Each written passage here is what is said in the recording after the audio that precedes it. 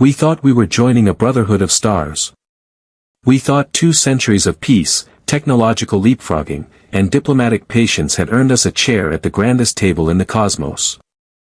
Instead, we were summoned across 30 light-years just to serve as the punchline to an imperial joke. The treaty signing was broadcast live to 10 billion human screens, from the glowing neon canyons of Times Square and Shibuya to small, quiet living rooms in the American Midwest. Every soul on Earth sat glued to their devices, watching through tight throats and brimming eyes. We believed this was our ascension. We believed humanity was finally being welcomed into the Galactic Assembly. We were wrong. The floor of the high Citadel was constructed from polished obsidian so dark and deep it reflected the vaulted ceiling like a midnight ocean. High above the floor sat the representatives of the core worlds, perched in soaring, layered tiers of floating light and levitating stone. They had names, of course, but none that human vocal cords could shape. Ambassador Thomas, standing alone in the dead center of that crushing arena, simply called the creature leading the session the magistrate. The magistrate was tall, impossibly thin, draped in shifting, iridescent silks that changed color in rhythm with its slow, alien heartbeat. Ambassador Thomas, the magistrate's voice echoed through the translation implant resting against Thomas's skull. The synthesized tone was entirely flat, devoid of warmth, stripped of any pretense of respect. You stand before the collective authority to finalize the integration of your sector. Thomas cleared his throat. His tailored wool suit, stitched by a master tailor in London, suddenly felt like a cheap novelty costume inside the towering alien chamber. Sweat trickled down his neck. He hated that he was sweating. I am fully authorized by the United Nations of Earth, Thomas replied, raising his chin. To execute the mutual defense and trade agreements as negotiated over the past 6 months. The magistrate tilted its elongated head. There are no preliminary drafts, Ambassador. Thomas blinked. Excuse me. I have the physical documents right here. Signed by every major head of state on, he reached into his leather briefcase. Before his fingers could grasp the paper, a sudden, invisible wave of kinetic pressure slapped his hand away. The briefcase clattered across the obsidian floor, popping open. Hundreds of carefully drafted pages spilled out across the dark stone, dead tree paper, completely useless. A soft, rhythmic clicking sound rippled through the elevated tiers. It took Thomas 3 terrifying seconds to realize what he was hearing. They were laughing at him. Your species, the magistrate stated, leaning forward over its floating dais, is categorized as Tier 9. You do not negotiate mutual defense. You do not negotiate trade terms.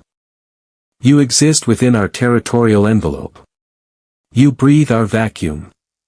You occupy a transit route that we require. Thomas's stomach plummeted into an abyss. That wasn't the deal. There is no deal, the magistrate corrected coldly. There is only a decree. A massive holographic display flickered into existence behind Thomas, casting a blue light over the grand chamber. It wasn't just playing inside the Citadel, it was a live transmission feed. The Council had bypassed Earth's orbital firewalls entirely, commandeering every screen, smartphone, television, and digital billboard across the planet. By decree of the High Assembly, the magistrate's voice boomed simultaneously through 10 billion speakers on Earth. The world designated Earth is hereby reclassified as a Tier 9 resource node. The indigenous population will surrender all orbital infrastructure within 24 solar hours. Heavy water extraction from your oceans will commence immediately. A tithe of 50 million able-bodied human workers will be readied for off-world transit to the frontier mining sectors. Silence, absolute, suffocating, and total, fell over the entire human homeworld. You're enslaving us, Thomas whispered. We are managing you, the magistrate replied. There was no malice in its voice, no anger, no hatred. That was the most horrific part. It was the icy, bureaucratic dismissal of an exterminator explaining pest control to a roach. You are an unrefined species. Violent, short-lived, and chaotic. We will extract what is useful. You will comply. If you resist, we will sanitize your atmosphere and harvest the bare rock. A glowing data pad hovered down through the air, stopping inches from Thomas's chest. Sign the registry, Ambassador, the magistrate commanded. Show your people how a Tier 9 species bows to its masters. Thomas looked at the glowing pad. He looked at the live feed of Earth. He pictured his daughter sitting on her couch in Chicago, watching her father being ordered to sell her future into galactic slavery. He imagined the UN Assembly in Geneva, watching their grand ascension turn into a public execution of human dignity. They wanted him to break. They wanted 10 billion humans to see their leader kneel and accept the leash. Thomas didn't scream. He didn't cry out. He simply reached into his coat pocket and pulled out an antique brass lighter. He flicked the wheel. A small, orange flame flickered to life.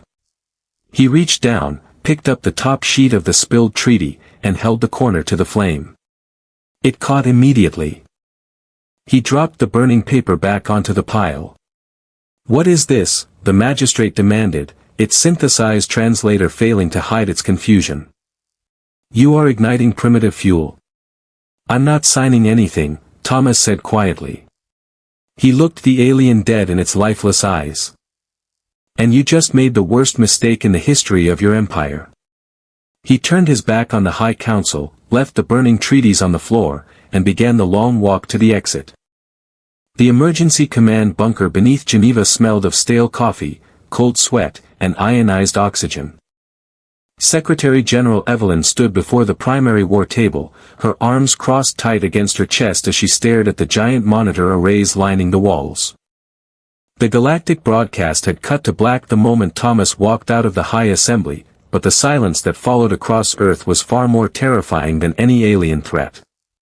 Evelyn watched the live camera feeds from major global cities. There were no riots. There was no widespread panic or frantic looting in the streets. Millions of people simply stood frozen under the glow of giant public screens in London, Tokyo, and New York, staring up at the empty sky in utter, catatonic shock. The grand illusion of a peaceful universe had been shattered in less than 5 minutes. In its place was a cold, brutal eviction notice. "Are we tracking Thomas's shuttle?" Evelyn asked, her voice raspy and dry. "Yes, Madam Secretary," General David answered from the darkened corner of the room. He was a broad-shouldered man with iron-gray hair, methodically polishing his glasses with a microfiber cloth. Ambassador Thomas reached his dropship. "He's clearing the Council world's atmospheric envelope right now. They aren't shooting at him. They don't care enough to waste the plasma," David replied, placing his glasses back onto his face. His eyes were like chipped granite. "We have 24 hours before their surveyor fleet arrives in our orbit to begin siphoning the Pacific. We have 72 hours before the troop transports drop down to collect the first 50 million people for the labor tithe." A French minister slammed his fist onto the steel table. "Can we fight them? We have thousands of nuclear warheads. We have rail guns." General David didn't flinch. "In a conventional void battle? Absolutely not. Their vessels carry particle shields that laugh at kinetic force. Their orbital lances can turn an entire continent into slag before our missiles clear our upper atmosphere. If we fight them on their terms, we die in hours. So we just surrender," the minister spat. "We let them haul our children off to die in dark alien mines." "I didn't say that," David said quietly. He walked over to the tactical console and tapped a sequence of keys. The glowing blue map of the solar system shifted, overlaid by an intricate, glowing web of transit lines. "This," David said, pointing to the glowing grid, "is the local hyperlane relay network. It is the sole reason the core worlds ever acknowledged our existence in the first place. Our solar system rests directly on the primary junction connecting the alpha and beta trade quadrants." Evelyn narrowed her eyes. "Go on, General." For the last 2 years, since first contact, Human contractors have been hired to perform physical maintenance on those relay buoys, David explained. Why? Because it's dirty, dangerous, zero-gravity work inside high radiation zones. They hired us because we were cheap labor. Because sweeping the galactic highway was beneath them. He leaned both hands onto the edge of the tactical table, looking Evelyn dead in the eye. The entire galactic economy relies on these lanes to move military fleets, food, and raw materials, David continued. The relays stabilize the gravitational shear in deep space. Without them, an alien ship attempting faster-than-light travel is instantly dropped back into real space. If they're lucky, their engines stall. If they're unlucky, the gravitational shear shreds their hulls into atomic dust. Evelyn felt a cold spike of realization hit her chest. You want to shut down the network. I don't want to shut it down, Madam Secretary, David corrected, a dark, dangerous smile pulling at his lips. I want to detonate the primary antimatter fusion cores of all 82 relays in our system simultaneously. I want to sever the highway permanently. The room erupted into shouting. That's suicide, a regional director yelled. It will isolate us forever. They'll wipe us out in retaliation. Quiet. Evelyn barked. The room instantly fell dead silent. She turned to David. If we destroy the network, we cut ourselves off from the galaxy permanently.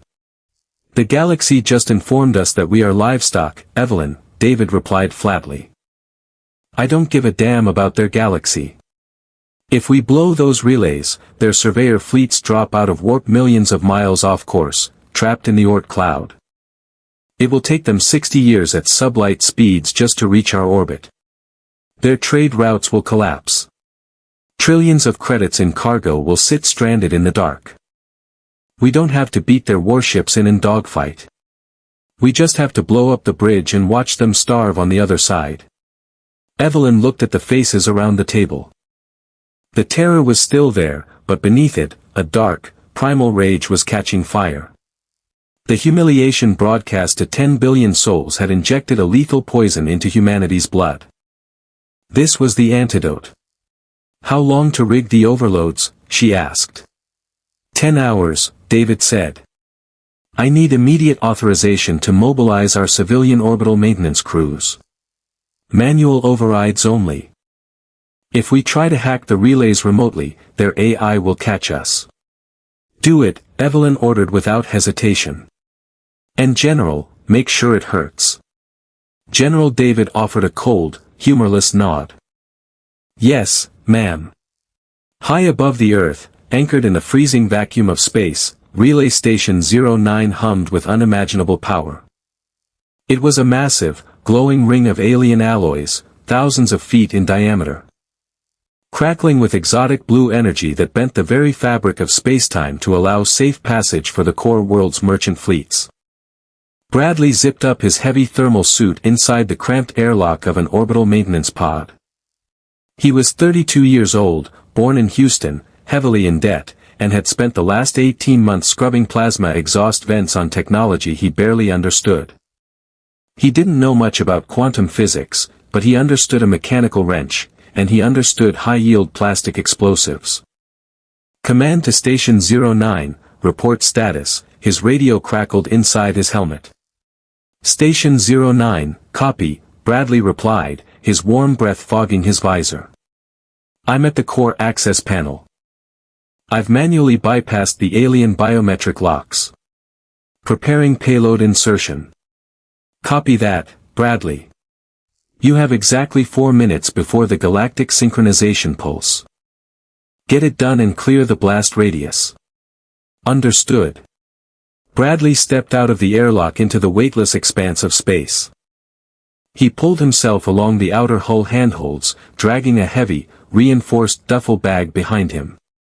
Down below, the brilliant blue and white marble of Earth spun peacefully against the dark abyss. He reached the primary coolant line that fed the relay's central antimatter core.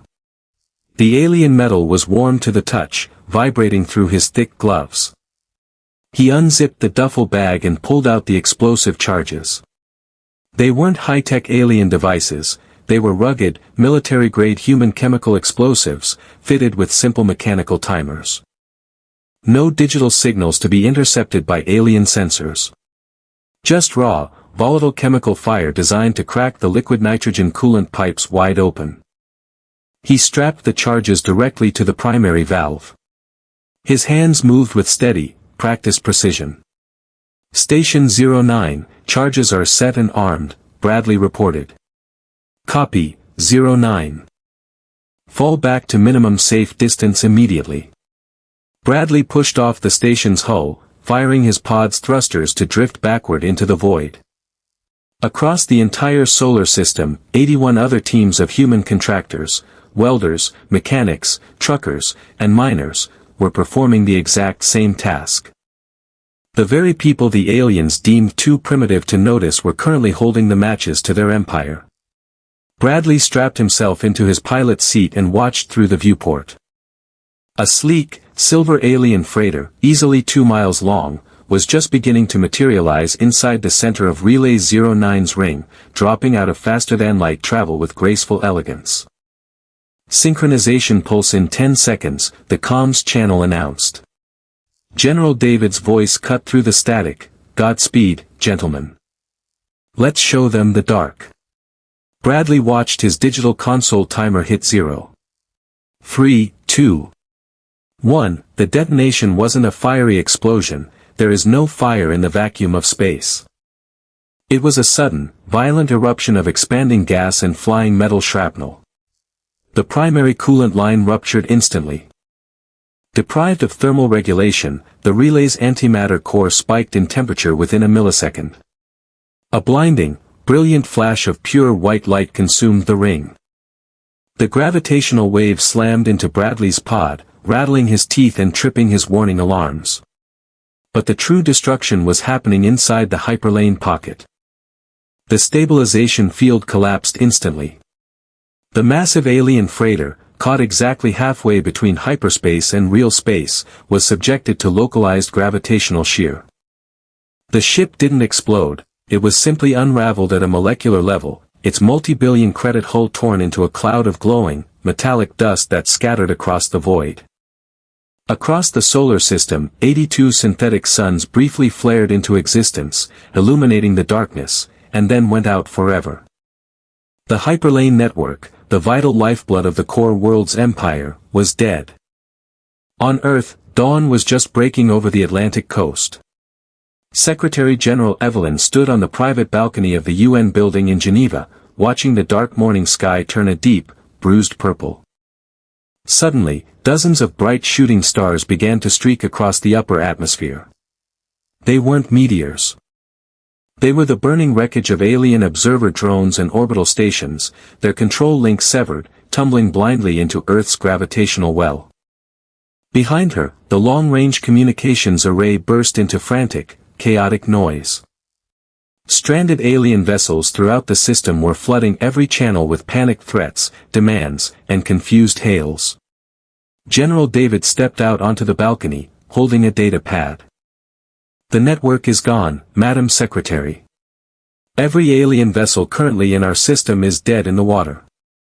Their FTL drives are fried." Evelyn watched a massive piece of burning debris streak over the horizon. "Has the magistrate attempted to contact us?" "Yes," David replied. His flagship was sitting just outside the local relay when it blew. "He's sending a direct tight beam transmission right now." "Put him through," Evelyn said coldly. A floating holographic projection flickered to life on the balcony.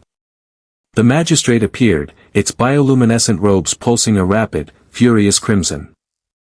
"What have you done?" the alien demanded, its synthesized voice cracking with raw panic. "You have severed the primary trade artery. You have condemned your own world to absolute isolation." Evelyn stepped directly up to the flickering hologram. She didn't raise her voice. She spoke with the quiet, terrifying calm of a species that had spent 10,000 years perfecting the art of war. "You told us we didn't have a deal," Evelyn said smoothly. "You told us we didn't negotiate. You were right. You are savages, the magistrate roared. You are animals. We are, Evelyn agreed softly. And you just locked yourself in the cage with us. She reached out and cut the transmission. The space surrounding Earth had become a massive, silent graveyard. 112 alien vessels floated dead in the dark void between the Earth and the Moon, diplomatic cruisers, surveyor ships, heavy cargo haulers, and planetary observer craft that had been trapped inside the system when the hyperlane relays detonated. The collapse of the stabilization fields had backfired through their power grids, frying their primary drive cores and leaving them drifting without engines, weapons, or long-range comms. Gideon wiped a streak of dark grease from his suit visor. He sat inside the cramped cockpit of a retrofitted industrial crane pod, staring at the scarred, silver hull of a core world vessel. It had once been an elegant, teardrop-shaped craft. Now, it was just a floating target, its hull torn open near the aft section where its own power core had cooked it from the inside out. Delta Team, this is Command, a static-laced voice crackled over the radio. Humanity had completely abandoned the sleek, quantum-entangled comms the aliens had given them, reverting back to old-fashioned, unjammable radio waves. You are clear to breach. Copy that, Gideon replied. He grabbed his dual hydraulic control sticks. The heavy mechanical arms of his pod extended, locking onto the alien ship's hull with a loud metallic thud. Gideon activated the pod's heavy plasma torch. A blinding jet of blue flame hissed against the exotic alien alloy. It took 15 minutes of concentrated heat to cut through the reinforced plating. As the torch finished the cut, a localized puff of frozen atmosphere vented into the vacuum of space. Breach successful, Gideon reported. He locked his umbilical line to the hole, unbuckled from his seat, grabbed his heavy, kinetic shotgun, and floated into the dark interior. The inside of the alien ship was pitch black and freezing cold. The artificial gravity was completely dead. Gideon's suit lights cut through the gloom, revealing pristine, bone-white corridors. Floating alongside him were 3 other human contractors, former deep-sea riggers and steelworkers, now drafted into the newly formed Earth Defense Directorate. They moved in eerie silence, their magnetic boots locking onto the deck plating with dull, heavy thuds. When they reached the command bridge, they found the alien crew. There were 6 of them, tall, slender beings with translucent skin and elongated limbs. They were strapped to their gel seats, completely motionless. They hadn't died from explosive decompression, they had suffocated in the dark, trapped inside a high-tech coffin when their backup environmental systems froze. Gideon looked at the alien captain. Its face was locked in a final expression of pure, uncomprehending horror, the face of a creature that belonged to an empire that had never known true cold, true hunger, or a desperate struggle for survival. Clear the bridge, Gideon ordered flatly. Check the primary data banks. His team went to work. They didn't treat the dead aliens with reverence. They treated them like obstacles. One worker unceremoniously shoved a floating alien corpse out of the way, slamming a heavy manual override spike into the vessel's primary computer console. Back on Earth, the global economy had died and been reborn over a single, frantic weekend. Stock markets had been permanently dissolved. Currency was obsolete. Secretary General Evelyn and General David had enacted the emergency winter protocols. Martial law was declared across the globe, not to suppress the population, but to organize total planetary industrialization. Every factory, steel mill, shipyard, and tech firm on Earth was nationalized under the Directorate. If a factory previously manufactured automobiles, it was now stamping out heavy armor plating. If a farm produced luxury food, it was now producing dense field rations. The public hadn't rioted. The broadcast of the magistrate's arrogant decree had cured humanity of its internal divisions with the brutal efficiency of a guillotine. The threat of 50 million humans being dragged off to alien slave mines had galvanized 10 billion people into a state of focused, terrifying unity.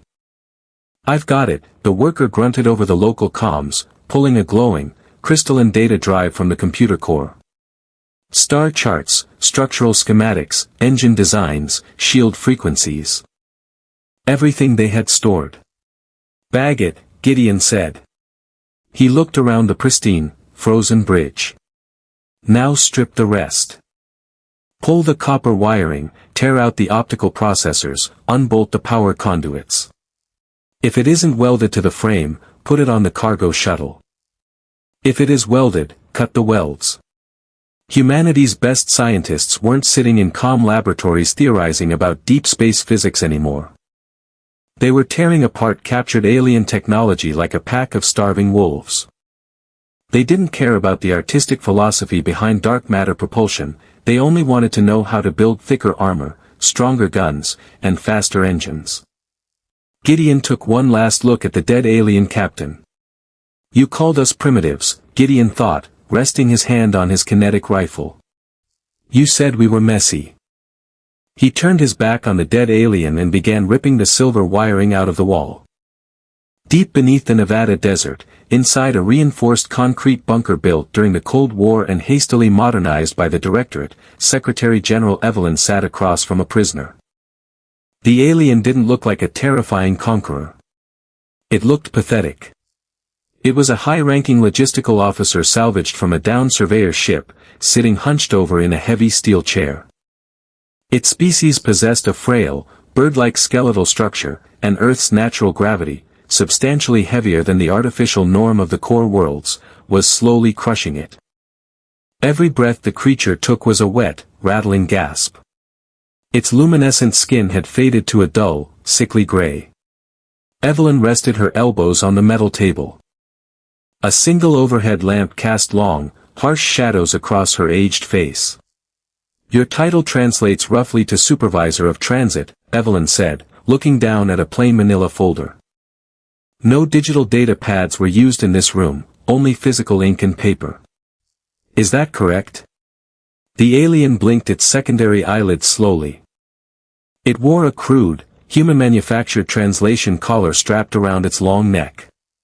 I am an administrator, the creature rasped through the collar's monotone, robotic speaker. I manage heavy metal extraction fleets. I am not a combatant. You are violating galactic accords by detaining me. Evelyn let out a dry, humorless laugh. The accords burned, Supervisor. The magistrate made that very clear on global television. She slid a glass of tap water across the steel table. The alien stared at it, then reached out with a trembling, three-fingered hand and took a tiny sip. Why am I alive? The alien asked, setting the glass down. Your soldiers breached my ship with kinetic weapons. They slaughtered my security detail with lead projectiles. Why did you pull me from the wreckage? Because you know the supply lines, Evelyn replied plainly. You know the exact armor specifications, shield frequencies, and weight capacities of the transport fleets that were supposed to come here to haul 50 million of my people away. The alien's collar emitted a buzzy, synthetic sound that might have been a laugh. Pain will not compel me. Our nervous systems can selectively dampen physical trauma.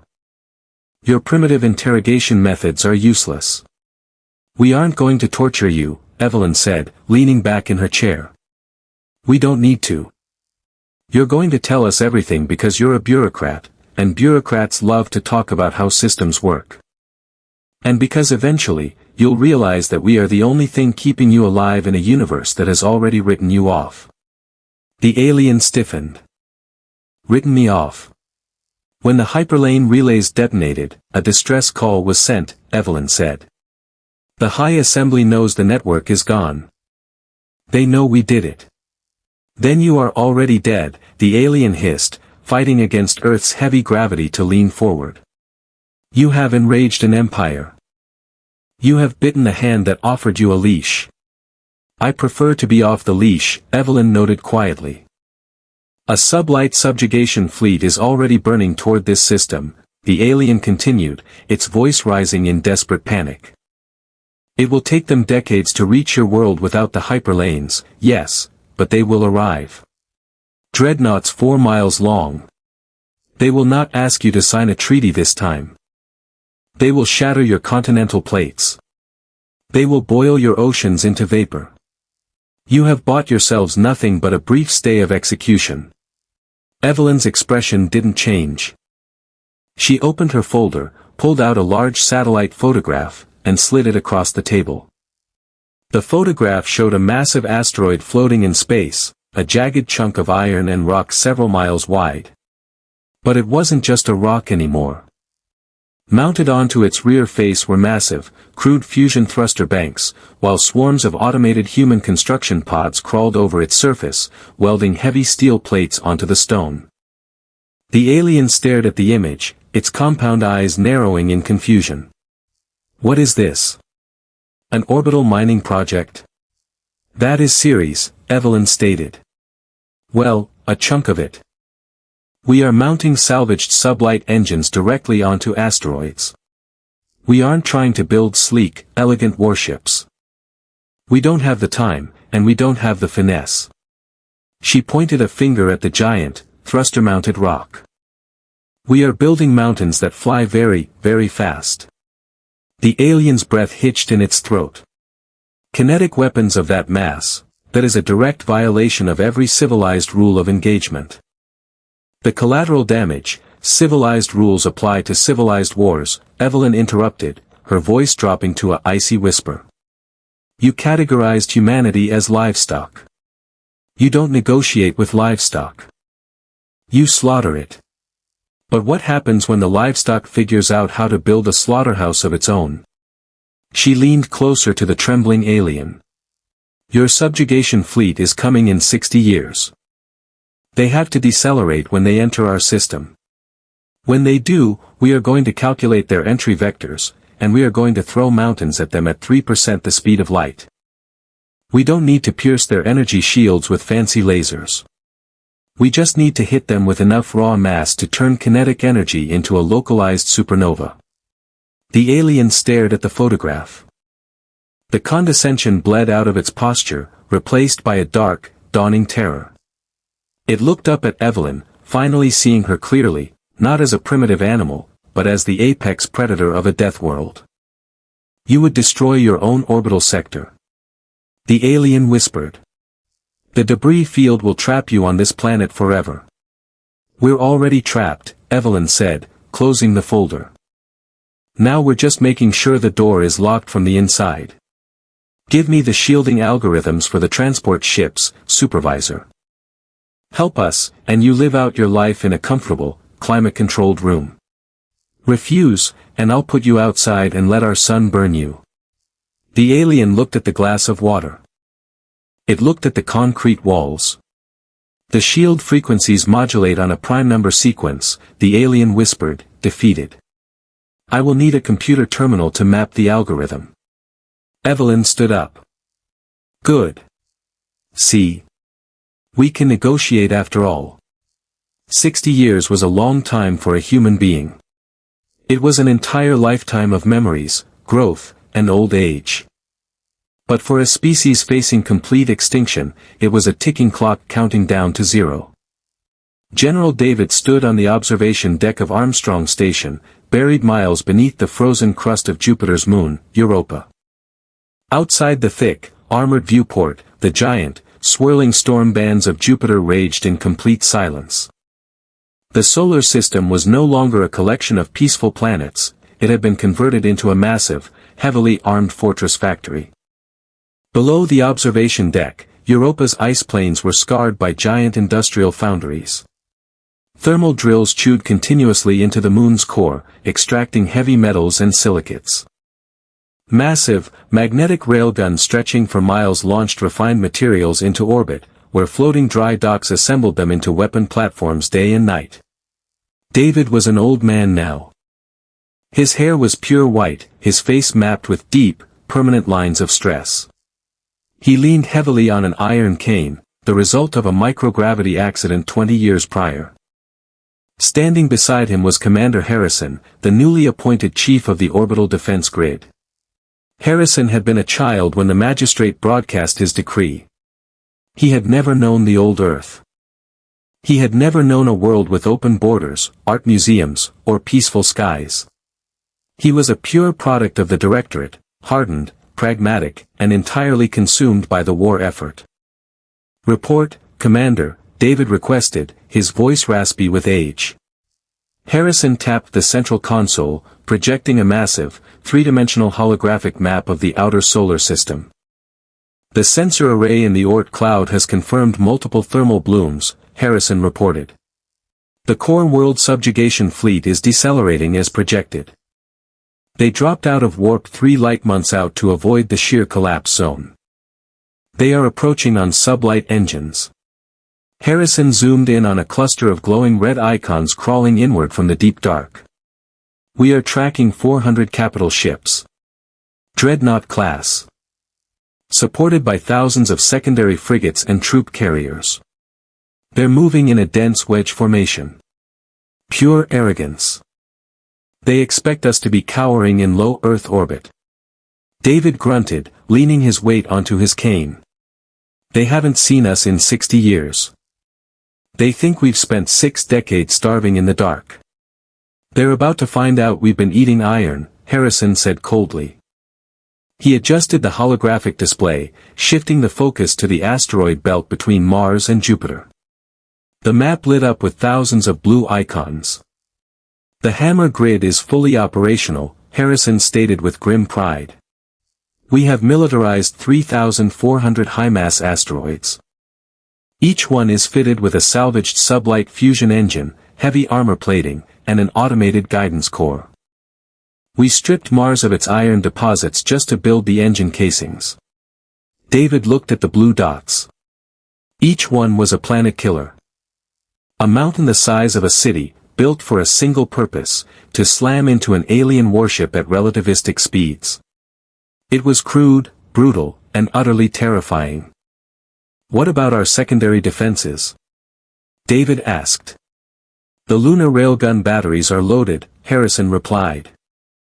"And the space between Mars and Earth has been saturated with automated minefields, shrapnel charges designed to shred their fighter screens. If they somehow survive the hammer grid, they'll have to fly through a blender to get to Earth."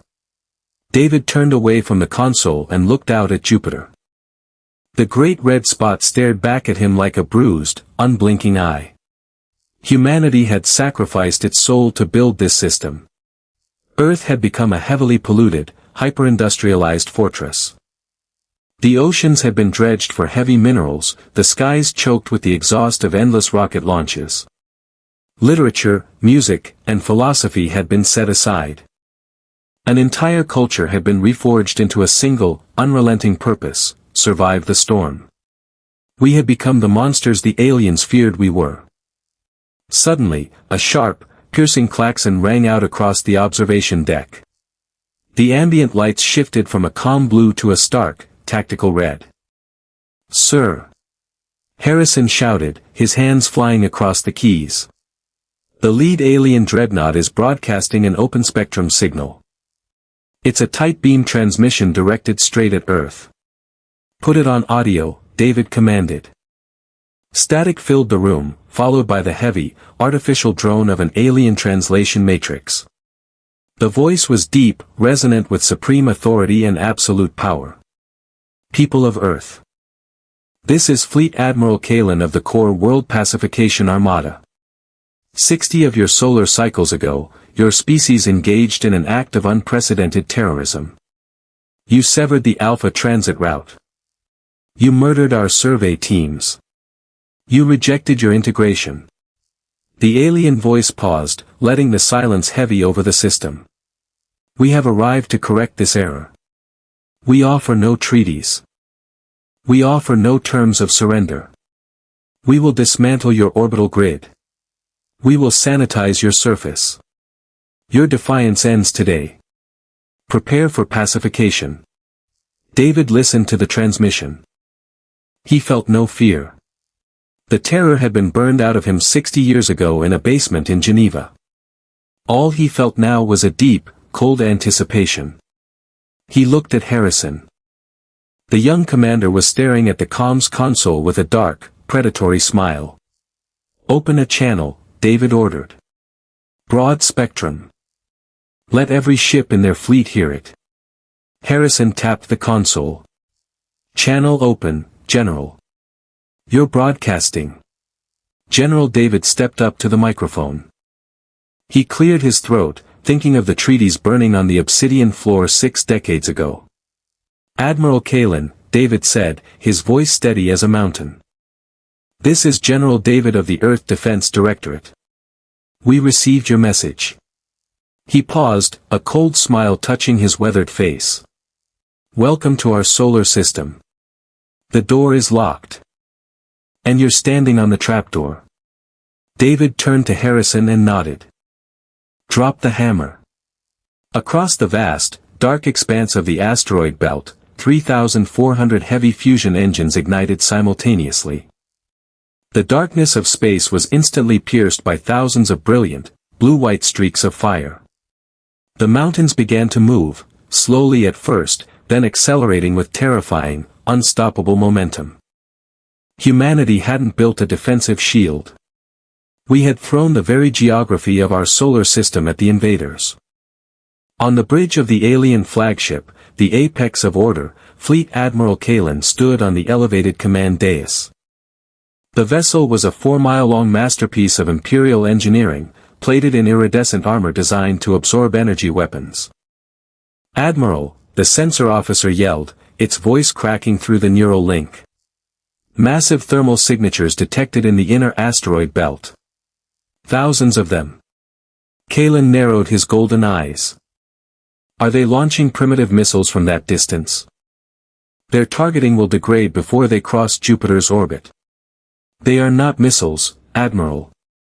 The officer stammered, horror bleeding into its voice. It's mass.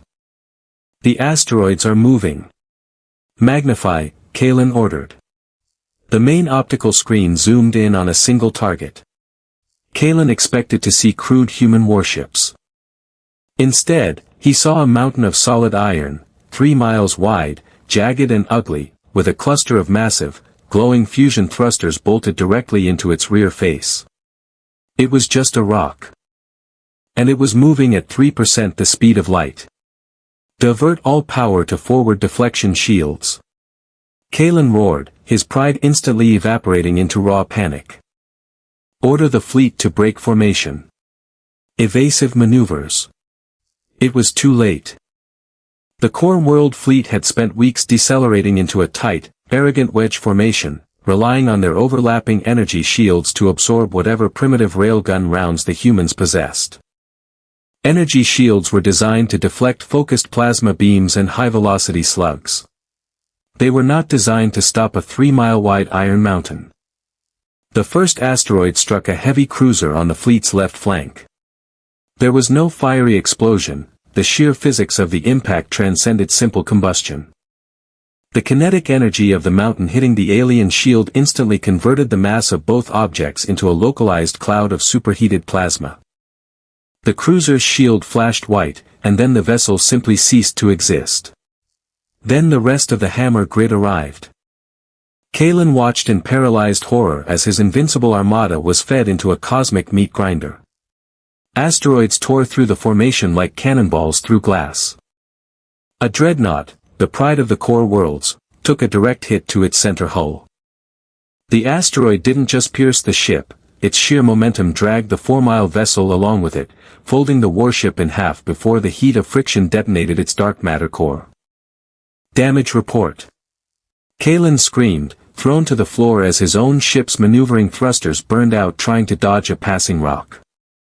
We have lost 60% of the fleet, the sensor officer shrieked. The debris field is expanding. The fragments of their weapons are acting as secondary shrapnel. The wedge formation was gone.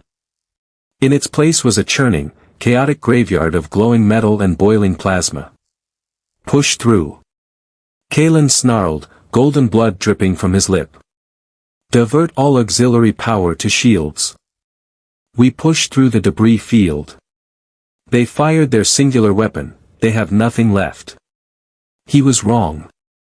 Behind the burning wreckage of the hammer grid, 300 human interceptors broke from their hiding spots behind hollowed-out moons. They weren't sleek, elegant craft. They were brutalist metal cockpits strapped to oversized engines and massive, twin-barrel railguns. "Wolf Squadron, engage," a pilot's voice yelled over the human tactical network. Wyatt, a 24-year-old fighter pilot from Texas, slammed his throttle forward. His interceptor kicked him back into his seat with bone-crushing G-force. An alien fighter flashed across his canopy, sleek, aerodynamic, and firing coherent beams of light. Wyatt didn't try to outmaneuver it. He engaged his lateral thrusters, sliding his ship sideways while keeping his nose locked onto the alien target. He pulled the trigger. The twin railguns thundered, launching two 50-pound slugs of depleted uranium. The slugs shattered the alien fighter's energy shield instantly, tearing the delicate craft into a cloud of expanding confetti. "Scratch one," Wyatt yelled, rolling his ship to avoid an incoming laser pulse. The dogfight around Mars was a chaotic nightmare of kinetic tracer lines and blinding energy fire. The human pilots fought with a desperate, feral madness. When their armor was breached, they didn't eject, they rammed. Wyatt watched a burning human interceptor, its engines venting atmosphere, turn directly into the path of an alien bomber and bury its nose straight into the cockpit. They weren't fighting a military. They were fighting a species that had backed itself into a corner and burned the exit door down. Despite the devastating success of the hammer grid, the sheer size of the alien fleet meant survivors breached the outer perimeter. The battered, burning husk of the apex of order, leading a column of 30 surviving dreadnoughts, limped past Mars and entered Earth's immediate orbital space. Admiral Kalen stood on his ruined bridge, his face covered in golden blood. "Target their homeworld," he spat maniacally. "Charge the main plasma lance. If we are to die, we will turn their precious blue marble into a ball of ash." On Earth, the sky was filled with thousands of falling stars as debris from the battle burned up in the atmosphere. In the deep core bunker beneath Geneva, Evelyn, now an elderly woman resting in a wheelchair, watched the main tactical display. "The alien flagship is charging its primary weapon," a technician reported, his voice shaking with terror. "Target lock is set on North America. If that plasma lance fires, the resulting atmospheric shockwave will trigger a nuclear winter. We won't survive." Evelyn gripped the armrests of her wheelchair. "David," she said into her radio comms. "Tell me you have one last trick." On Europa, General David closed his eyes. "We have one trick left, Evelyn. But it means tearing down the roof." David turned to Harrison. "Execute the Halo protocol." Harrison pulled a physical brass key from his coat, inserted it into a standalone terminal, and turned it. In orbit around Earth, the massive ring of human construction dry docks, orbital factories, and salvage yards, a structure of steel and iron thousands of miles in circumference, suddenly went dark. The Directorate hadn't just built ships in orbit over the last 60 years. They had built a trap. The entire orbital ring was held together by massive magnetic tension tethers. When Harrison turned the key, the tethers repolarized. On the bridge of the apex of order, Kalen saw the warning displays flash red. "What is that structure doing?" The massive ring of human space stations and industrial scaffolding was snapping inward like a colossal rubber band. Millions of tons of steel, iron, and discarded machinery were pulled violently down by magnetic force, converging on a single point in high orbit, converging directly on the alien flagship. "Fire the weapon!" Kalen shrieked. The alien dreadnought's main cannon ignited, launching a blinding beam of purple plasma toward Earth. But a rusted, 3-mile-long human dry dock, pulled by the magnetic collapse, slammed directly into the path of the beam. The plasma vaporized the station, but the sheer mass of the steel diffused the energy beam, scattering it harmlessly into the upper exosphere. A second later, the rest of the orbital ring arrived. It was an avalanche of steel. Hundreds of derelict stations, automated foundries, and raw material silos smashed into the alien dreadnought simultaneously. The apex of order was caught in a vice of humanity's industrial waste. Kalen didn't even have time to scream before a massive steel girder pierced the bridge viewport, shattering the room and exposing it to the vacuum of space. The alien flagship crumpled inward, its dark matter core breaching under the immense pressure. A silent, brilliant flash of white light illuminated the western hemisphere of Earth. When the light faded, the alien fleet was gone. In its place was a new, glowing ring of debris encircling the planet. In the Europa bunker, the tactical displays cleared. The silence was absolute. The flagship is destroyed. Harrison whispered, tears cutting tracks through the grime on his face. The remaining alien support craft have shut down their engines. They are broadcasting an unconditional surrender.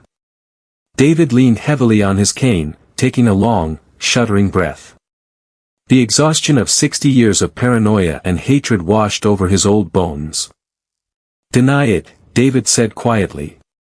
Harrison froze, looking at him in shock. "Sir, they're surrendering. They came here to exterminate us," David said, opening his cold, stony eyes. "They don't get to surrender because they lost. Target their remaining ships with the lunar railguns. Wipe them out. General. They're unarmed. Wipe them out, Commander," David repeated, his voice leaving no room for debate. "We leave no witnesses. We leave no survivors. We send a message to the High Assembly that we are not a subjugated species, and we are not a civilized enemy. We are the dark in the woods." Harrison hesitated for a fraction of a second, then turned back to his console and keyed in the firing sequence. The lunar railguns fired their final volley. The remaining alien ships were crushed into atoms. The solar system was quiet once more. It was a graveyard. The asteroid belt was depleted. Mars was scarred. Earth's orbit was choked with a dense ring of dangerous debris, effectively trapping humanity on their homeworld for generations until a path could be cleared. We were isolated. We were battered. We had sacrificed our culture, our art, and our innocence just to survive. But as the sun rose over the shattered ruins of the orbital ring, casting long shadows across the blue planet, humanity knew one absolute truth: the universe had demanded our submission. Instead, we had broken its teeth.